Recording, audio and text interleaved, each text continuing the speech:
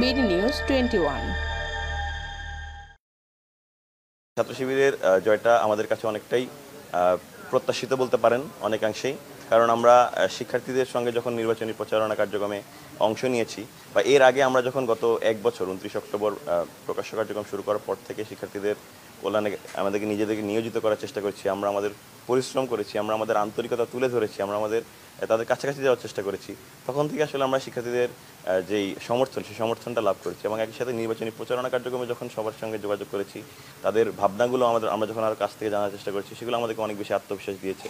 তারা তাদের স্বপ্নগুলো আমাদের মাধ্যমে ফুটে উঠুক সেটাই চায়।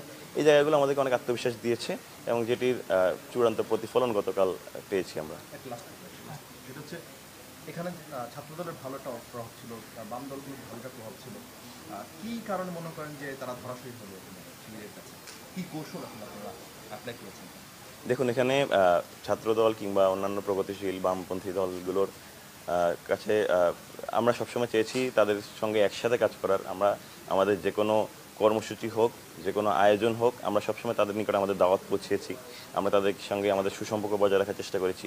তো এই জায়গায় আমরা এখনও চাই, আমরা সবাইকে নিয়েই কাজ করতে চাই। এই ক্যাম্পাসটা আসলে শুধু আমাদের নয়, এই ক্যাম্পাসটা শুধুমাত্র সমন্বিত শিক্ষার্থী জোটের নয় কিংবা জাকসু নির্বাচিত প্রতিনিধিদের নয়।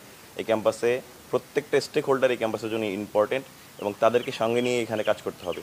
সেক্ষেত্রে তাদের সঙ্গে কোনো প্রকার চ্যালেঞ্জ হওয়া কিংবা আমাদের সঙ্গে তাদের মুখোমুখি হওয়ার জায়গাটা আমাদের পক্ষ থেকে কোনোভাবেই থাকবে না। সেই জায়গা থেকে আমরা সর্বোচ্চ আন্তরিক থাকবো এবং তাদের যে স্বপ্নগুলো এবং আমাদের যে স্বপ্নগুলো, দুটোরই প্যারালালি আমরা চেষ্টা করবো শিক্ষার্থীদের কল্যাণে সেগুলোকে অ্যাপ্লাই করার। তারা কেন আসলে নির্বাচনে গুরুত্বপূর্ণ পালতে পারলো না? আপনার কোন জায়গাটায় শিবিরের কোন কৌশলটাকে এগিয়ে রাখছে? দেখুন, শিবির চেষ্টা করেছে সর্বোচ্চ শিক্ষার্থীদের পালসকে সম্মান করার। শিক্ষার্থীদের যে চাওয়া পাওয়া, গণ অভ্যুত্থানের পর যে জিনিসটা চাওয়া পাওয়া, যে চাওয়া পাওয়ার জায়গাটা হলো শিক্ষার্থীদের পাশে দাঁড়াবে, শিক্ষার্থীদের জন্য কল্যাণে কাজ করবে, শিক্ষার্থীদের যে কোনো প্রবলেম, একাডেমিক প্রবলেমগুলোকে সলভ করবে। তারা যেটি চায় না সেটি হলো বিশৃঙ্খলা, দলীয় কোন্দল কিংবা একে অপরের প্রতি ট্যাগিং কালচার, রেষারেষি কিংবা বুলিং। এই জায়গাগুলো থেকে যদি আসলে একটি ছাত্র সংগঠন তাকে নিজেদেরকে দূরে রাখতে পারে, তাহলে আসলে সমর্থন পাবে।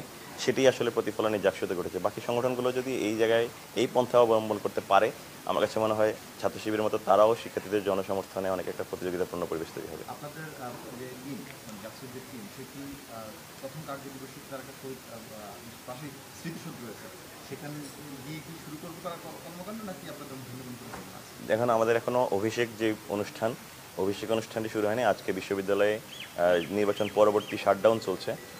আগামীকাল পরের দিন অভিষেক অনুষ্ঠান আয়োজন হতে পারে। এই ক্ষেত্রে সেই অনুষ্ঠানের পরপরই আমরা বা এর মাঝেই আমরা নির্ধারণ করবো আমাদের আসলে প্রথম কার্যক্রমটা কীভাবে করবো। তখন